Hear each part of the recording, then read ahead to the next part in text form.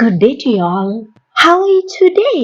I hope you are all doing well. Let's thank God for this fantastic day. மரத்தடி நிழலில் ஆங்கில இலக்கண குறிப்புகள், grammar tips and the shade of the tree. 50 days. ஏன் மரத்தடி நிழலில் என்று யோசிக்கிறீங்களா?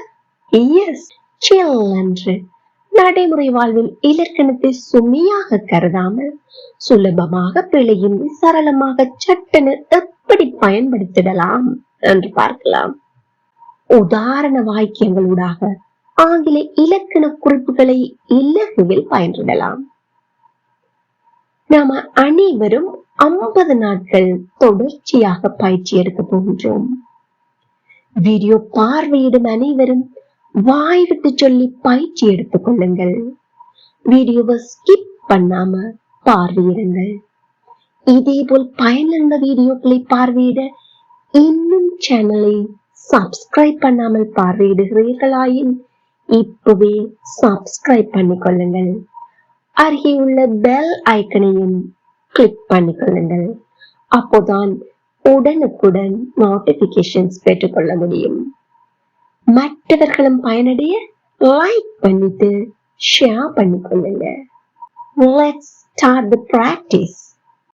Day 4. Diary future. இது என்னடா டயரி ஃபியூச்சரா? நாம தான் டயரியை பயன்படுத்துற இல்லையே இப்ப எல்லாம் கன பேர் அப்படின்னு யோசிக்கிறீங்களா? அப்படி இல்ல.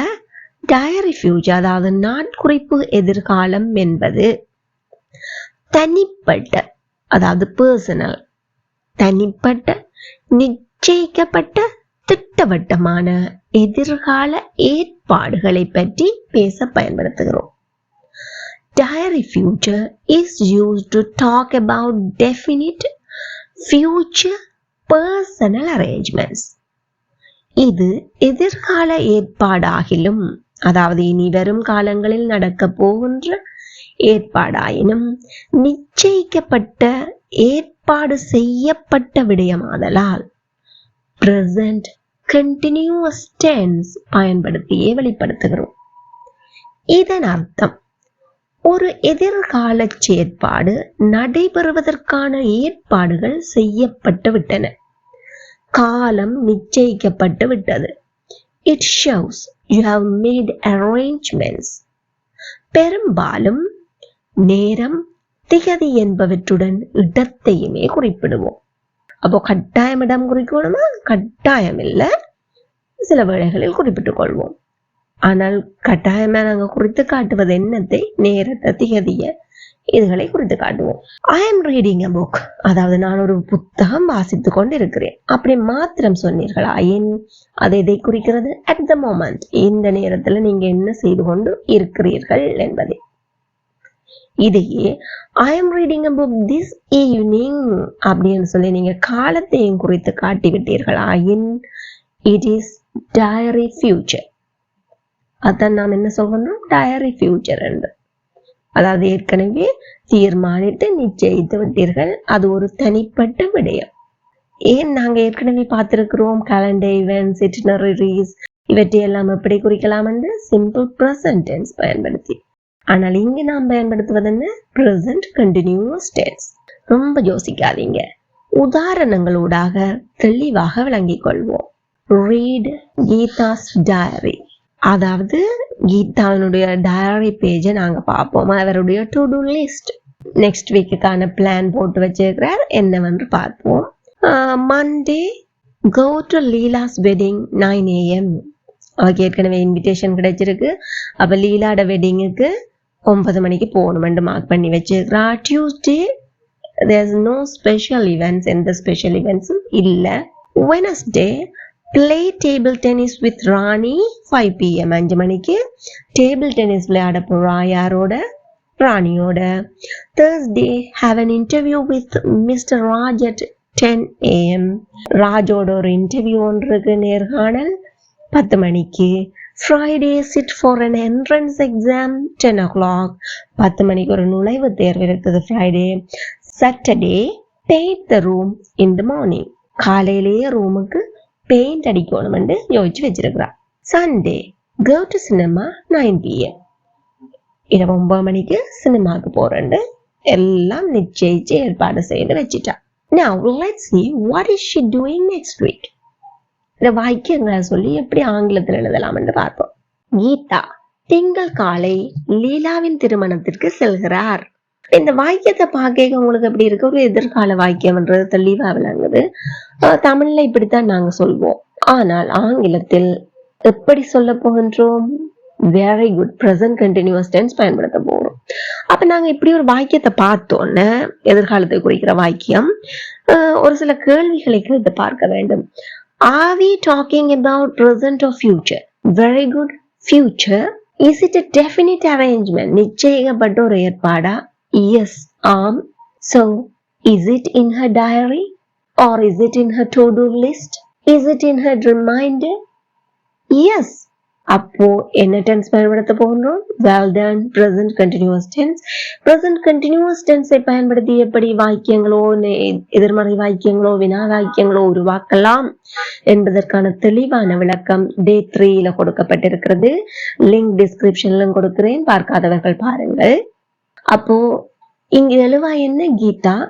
கீதா என்பது தேர்ட் பர்சன் சிங்குலர், நாம் பேசுகின்ற நபர், அதாவது எங்களால் பேசப்படும் நபர். Third person singular. ஆதலால் very good helping verb is பயன்படுத்தப்படும். Geeta is going to Leela's wedding on Monday morning. Geeta is going to Leela's wedding on Monday morning. Again Geeta is going to Leela's wedding on Monday morning. அவள் செவ்வாய்க்கிழமை எதுவுமே விசேடமாக செய்ய மாட்டாள். ஏன் to to லிஸ்ட்ல diary பேஜ்ல எதுவுமே இருக்கல. அப்போ ஒரு எதிர்மறை வாக்கியம் எதிர்காலத்தை குறிக்கிறது. We are talking about future. Is it a definite arrangement? Yes. So இங்க எழுவா என்ன? She. Third person singular. She is மாட்டாள் negative. She is not doing anything. She is not doing anything special on Tuesday. She is not doing anything special on Tuesday. Again, she is not doing anything special on Tuesday. அவள் புதன்கிழமை ராணியுடன் table tennis விளையாட போகிறாள். Are we talking about present or future? Very good. We are talking about future. Is it a definite arrangement? Yes. ஆதலால் என்ன tense பயன்படுத்த வேண்டும்? Superb. Present continuous tense. அவள் she ஒருமை ஆதலால் singular is she is playing table tennis யாருடன்? With Rani on Wednesday. She is playing table tennis with Rani on Wednesday. Again, she is playing table tennis with Rani on Wednesday. அவளுக்கு வியாழக்கிழமை காலம 10 மணிக்கு ராஜுடன் நேர்காணல் உண்டு. Again, என்ன காலத்தை பற்றி பேசுகின்றோம்? Future tense. Is it a definite arrangement? Yes. உங்க எல்லாருக்குமே தெரியும் நேர்காணல் ஏற்கனவே அனுமதி எல்லாம் பெற்று ஒழுங்கமைக்கப்பட்டிருக்கும். ஆதலால் present continuous tense. She is having an interview with Mr. Raj. She is having an interview with Mr. Raj at 10 o'clock on Thursday morning. மறுமுறை சொல்லி பார்ப்போமா? எல்லாரும் வாய் விட்டு சொல்லுங்க. She is having an interview with Mr. Raj at 10 o'clock on Thursday morning. Again, she is having an interview with Mr. Raj at 10 o'clock on Thursday morning. அவள் வெள்ளி காலையில் நுழைவுத் தேர்வுக்கு தோற்றுகிறாள். அப்போ மறுமுறையும் என்ன? எதிர்காலத்தை பற்றித்தான் பேசுகின்றோம், ஆனால் நிச்சயிக்கப்பட்டது. She ஒருமை third person singular is. She is sitting for an entrance exam on Monday morning. She is sitting for an entrance exam on Monday morning. Again, She is sitting for an entrance exam on Monday morning. அவள் சனிக்கிழமை காலை அறைக்கு வர்ணம் பூசுகிறாள். Again, very good. எதிர்காலத்தை பற்றி தான் பேசுகின்றோம், ஆனால் ஏற்கனவே நிச்சயிக்கப்பட்ட விடயமாதலால் present continuous tense. She is painting the room on Saturday morning. She is painting the room on Saturday morning. அவள் ஞாயிறு இரவு 9 மணிக்கு சினிமா போகிறாள். சினிமாக்கு செல்கிறாள். அவள் she is going to cinema at 9 o'clock on Sunday night. She is going to cinema at 9 o'clock on Sunday night. மறுபடியும் கூட சேர்ந்து எல்லாரும் சொல்லுங்க. She is going to cinema at 9 o'clock on Sunday night. அவனுக்கு எத்தனை மணிக்கு ராஜுடன் நேர்காணல் உண்டு? வினா, எத்தனை மணிக்கு? What time? நீங்க when எப்போதென்றும் கேட்கலாம், அல்ல எத்தனை மணிக்கு என்று குறிப்பிட்டு கேட்கலாம். What time? இதற்கு பின்னால் என்ன வர வேண்டும்? Well done, helping verb. அவனுக்கு, அவன் third person singular ஆதலா is. What time is he having interview with Mr. Raj? What time is he having an interview with Mr. Raj? What time is he having an interview with Mr. Raj? Again, what time is he having an interview with Mr. Raj? அவள் எப்போ நுழைவுத் தேர்வுக்கு தோற்றுகிறாள்? மறுமுறையும் என்ன? வினா, WH question. அதனால் when முதலாவதாக கேட்க வேண்டும். அடுத்தது உதவி வினைச்சொல் third person singular-ஐ பற்றி கதைக்கின்றோம். ஆகவே is. When is she sitting for an entrance exam? When is she sitting for an entrance exam? Again, when is she sitting for an entrance exam? இப்போ மேலும் உதாரணங்கள் பார்ப்போம். இன்றிரவு நாம் சினிமாக்கு போகிறோம். உங்களுக்கு தெளிவா தெரியுது, ஏற்கனவே நிச்சயிக்கப்பட்ட ஒரு விஷயத்தை பற்றி பேசுகின்றோம். இனித்தான் நடைபெற போகிறது. ஆனாலும் நாம் பயன்படுத்த போகும் டென்ஸ் என்ன? Well done, present continuous tense. யார்? நாம். We. Plural. So என்ன உதவி வினைச்சொல்? Very good. We are going to cinema tonight. We are going to cinema tonight. Again, we are going to cinema tonight. நாளைக்கு எந்த பிறந்த தின விருந்துக்கு எல்லாரும் வராங்க. எல்லாரும், everyone. இங்க நீங்க நினைப்பீங்க இந்த everyoneக்கு ஹெல்பிங் verb-ஆக is பயன்படுத்தணுமா பயன்படுத்தணுமான்னு. ஏன்னா எங்களுக்கு எல்லாரும் நிறைய பேர். அப்ப தமிழை பொறுத்த வரைக்கும் நாங்க என்ன யோசிப்போம்? அது ஒரு பன்மை அப்படின்னு.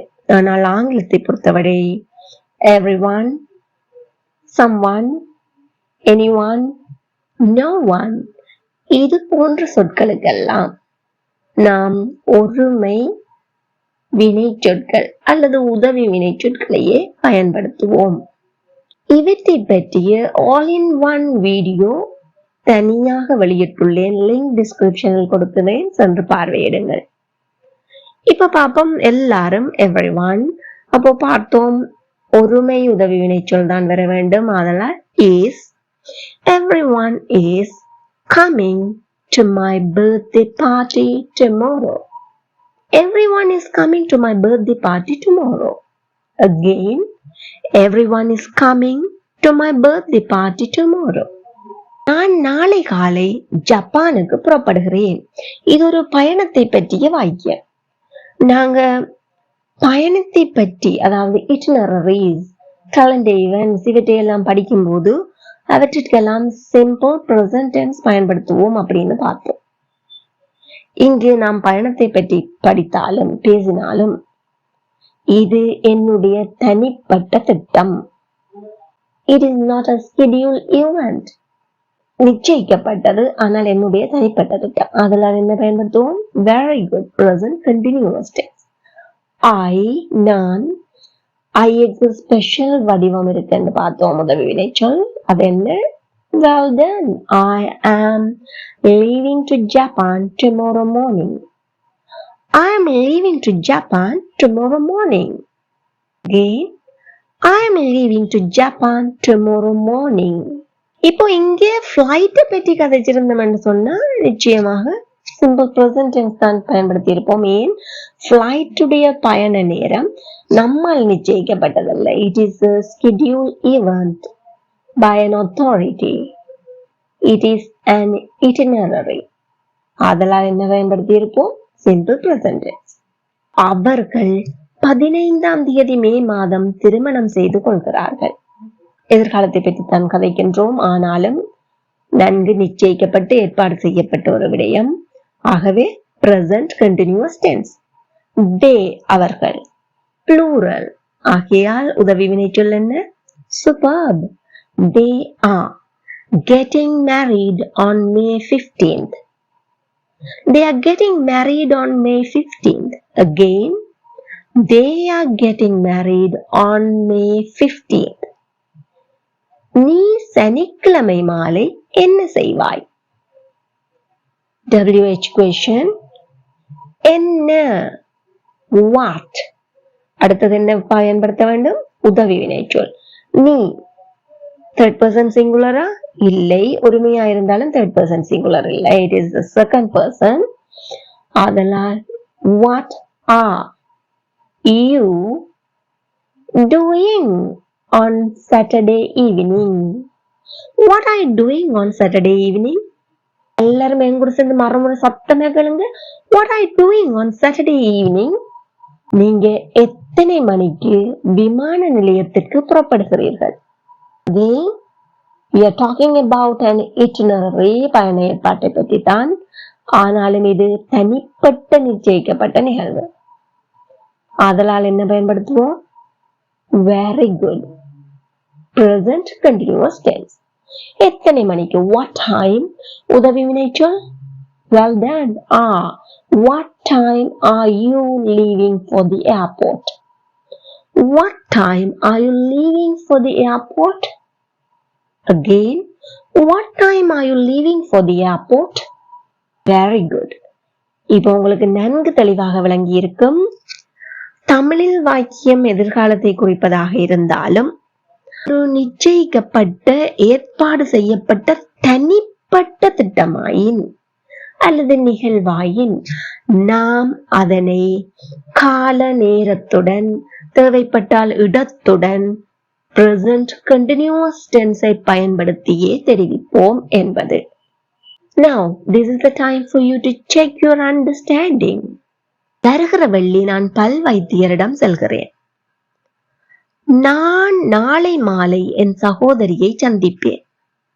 அடுத்த மாதம் என்னுடைய வீட்டை விற்க போகிறேன். வெள்ளி காலை எங்கே போகிறாய்? Please comment your answers. Practice makes you perfect. Don't worry about your mistakes. இந்த வீடியோ உங்களுக்கு பயனுள்ளதாக இருந்திருப்பேன். இப்பவே ஒரு லைக் பண்ணிட்டு ஷேர் பண்ணிக்கொள்ளுங்க. இதே போல் மேலும் பயனுள்ள வீடியோக்களை பார்வையிட சேனலை subscribe பண்ணிக்கொள்ளுங்கள். Thank you for watching.